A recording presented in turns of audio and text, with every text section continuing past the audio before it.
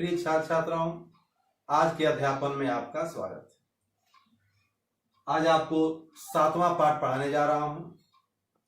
इसका शीर्षक है मातृभूमि का मान।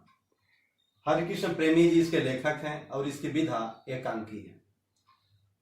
हरिकृष्ण प्रेमी जी पत्रकार, कवि और नाटककार भी थे। आपके ऐतिहासिक नाटकों में प्रेम और राष्ट्रीय भावनाओं की सरस प्रस्तुति हुई है। प्रस्तुत एकांकी के माध्यम से प्रेमी जी ने स्वाभिमान और एकता को बनाए रखने एवं मातृभूमि के मान हेतु बलिदान देने के लिए प्रेरित किया है। मातृभूमि के मान के माध्यम से राष्ट्रीय एकता को संजोए रखने, आपसी अहंकार को दूर करने एवं आपसी ईर्ष्या द्वेष को नष्ट कर एकात्म होने का संदेश देने का प्रयास किया है इन्होंने। आइए मैं इसका सारांश आगे बताता हूं।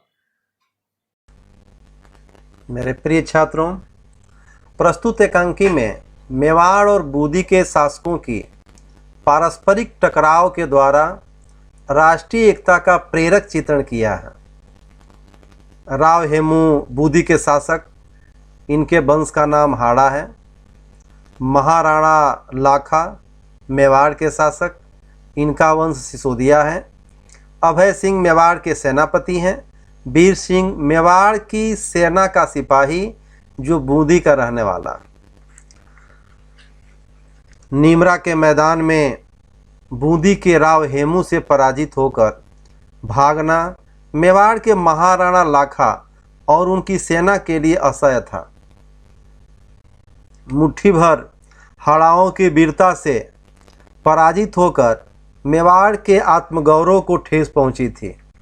परिणामतः महाराणा लाखा ने सेनापति अभय सिंह को बूंदी के शासक राव हेमू के पास उन्हें मेवाड़ की शक्ति केंद्र में आने हेतु भेजा।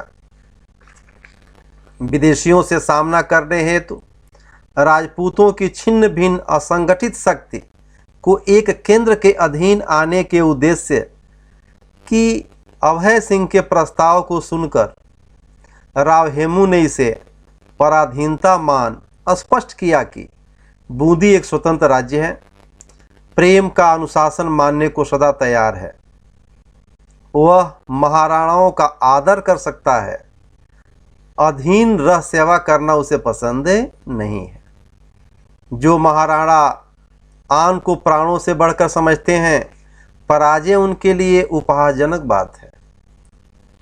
राव की अस्वीकारोक्ति से तिलमिलाए महाराणा लाखा ने पराजय का कलंक हटाने के लिए प्रतिज्ञा करते हुए कहा कि महारावल बाप्पा का वंशज मैं लाखा प्रतिज्ञा करता हूं कि जब तक बूंदी के दुर्ग में ससैन्य प्रवेश नहीं करूंगा, अन्न जल ग्रहण नहीं करूंगा।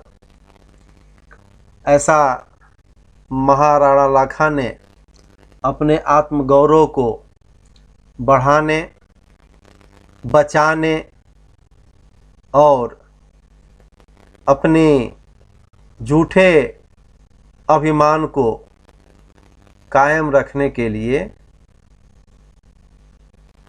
शीघ्रता में ऐसा किया। हाड़ाओं की वीरता के आगे लाखा की प्रतिज्ञा पूर्ण होनी असंभव थी, क्योंकि हाड़ा अर्थात बूंदी साम्राज्य छोटा जरूर था, लेकिन काफ़ी वीर बहादुर लोग थे। अपने आन मान शान के लिए अपना सब कुछ अर्पित कर देने के लिए सर्वदा तैयार थे। प्रेम के वशीभूत हो अपना सब कुछ अर्पण करने के लिए तैयार थे। पराधीनता किसी की स्वीकार करने वाले नहीं थे।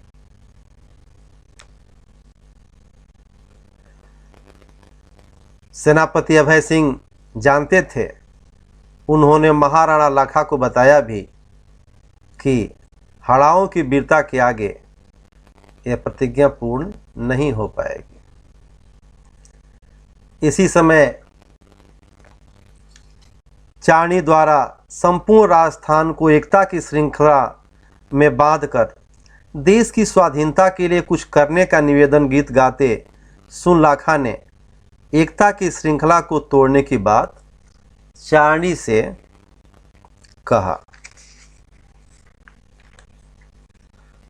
क्योंकि चारणी नहीं चाहती थी कि हमारे आपसी राज्यों के बीच कोई मतभेद उभर के आए और हम एक दूसरे का समर्थन करने के विपरीत एक दूसरे पर आक्रमण करें। वह हमेशा एकता कायम करने की पक्षधर थी। महाराणा लाखा के एकता खंडित करने की बात सुन चारणी ने मेवाड़ के विपत्ति के दिनों में हाड़ाओं द्वारा सहायता करने की बात बताई और ऐसा न करने को कही। साथ ही महाराणा की प्रतिज्ञा पूर्ण होने के लिए एक नकली बूंदी जैसा मिट्टी का दुर्ग बनाकर महाराणा द्वारा उसे विध्वंस करने की बात कही, जो सर्वसम्मत से मान लिया गया। योजना अनुसार चित्तौड़ के निकट जंगल में नकली दुर्ग बूंदी जैसा बनाया गया। वीर सिंह उसके कुछ साथी बूंदी के रहने वाले थे जो मेवाड़ में सैनिक थे। मेवाड़ की आन मान शान के लिए कई बार उन्होंने अपने प्राणों को समर्पित किया था, जोखिम में डालकर मेवाड़ की रक्षा की थी। उन्हें महाराणा की यह योजना अच्छी नहीं लगी। वीर सिंह ने अपने साथियों के साथ यह प्रतिज्ञा किया कि बूंदी का नकली दुर्ग ही क्यों न हो, वह हमारे आन मान सम्मान का प्रतीक है। उसकी सुरक्षा हम अपने प्राण उत्सर्ग करके करेंगे। बूंदी हमारी जन्मभूमि है, उसकी हवा में हम सांस लिए हैं, उसकी मिट्टी में हम खेले हैं, खाए हैं, जल का पान करके हम बड़े हुए हैं। उसका अपमान हम सहन नहीं कर सकते। मेवाड़ के नमक का कर्ज हमने उसकी सुरक्षा कर चुका दिया है। जन्मभूमि हमें प्राणों से भी अधिक प्रिय है। दुर्ग की रक्षा के लिए साथियों सहित वीर सिंह नकली दुर्ग में प्रवेश कर दिन भर लड़ता रहा और लड़ते लड़ते वीरगति को प्राप्त हो गया। वीर सिंह द्वारा अपने मिट्टी की आन के प्रति शहादत ने महाराणा की आंखों पर बंधी अहंकार और स्वार्थ की पट्टी खोल दिया। वे शहीद के चरणों के पास बैठकर अपने अपराध के लिए क्षमा मांगे। राव हेमू ने महाराणा लाखा के प्रायश्चित को देख युगों युगों तक एकता के सूत्र में बंधे रहने का वादा करते हुए कहा कि राजपूतों में न कोई राजा है न कोई महाराजा, सब देश जाति और वंश की मान रक्षा के लिए प्राण देने वाले सैनिक हैं।